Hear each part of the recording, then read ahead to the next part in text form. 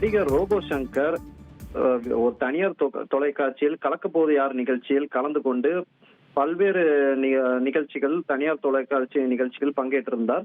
அதற்கு பிறகு இந்த பிரபலம் மூலமா அவருக்கு சினிமா வாய்ப்பு கிடைத்தது. நடிகர் தனுஷின் மாரி படம் மூலம் திரையுலகில் காமெடியனாக அறிமுகமாகி கலக்கிய ரோபோ சங்கர் அதன் பிறகு பல்வேறு திரைப்படங்களில் முன்னணி நடிகர்களுடன் அவர் நடித்திருந்தார். சின்ன திரை சீரியல் ஆகட்டும் சரி, அதே போல் பெரிய திரையிலும் அவர் கலக்கி கொண்டிருந்தார்.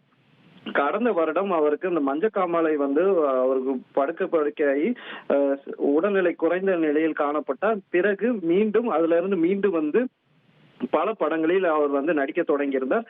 இந்த நிலையில் சென்னையில் கௌதம் வாசுதேவன், தர்ஷன் நடிக்கும் காட்சிலா என்ற புதிய படத்தின் படப்பிடிப்பு தொடங்கியது.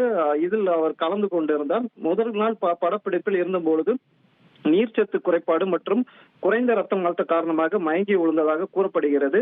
இதனை ஒட்டி அவர் சென்னை சாலிகிராமத்தில் உள்ள ஒரு தனியார் மருத்துவமனையில் முதலில் அனுமதிக்கப்பட்டிருந்தார். பிறகு அவருக்கு சிறுநீரக பிரச்சனை போன்ற பல்வேறு பாதிப்புகள் இருந்தாலும் அவர் உடனடியாக துறைப்பாக்கத்தில் உள்ள தனியார் மருத்துவமனையில் அங்கே வந்து மாற்றப்பட்டு அங்கே சிகிச்சை பெற்று வந்திருந்தார்.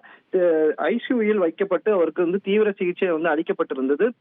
தொடர்ந்து மருத்துவ கண்காணிப்பில் இருந்த அவர் இன்று உடல் சிகிச்சை பலனின்றி காலமானார் என்று அதிகாரப்பூர்வமாக அறிவிக்கப்பட்டிருக்கிறது. அவருக்கு வயது 46 என தெரிவிக்கப்பட்டிருக்கிறது.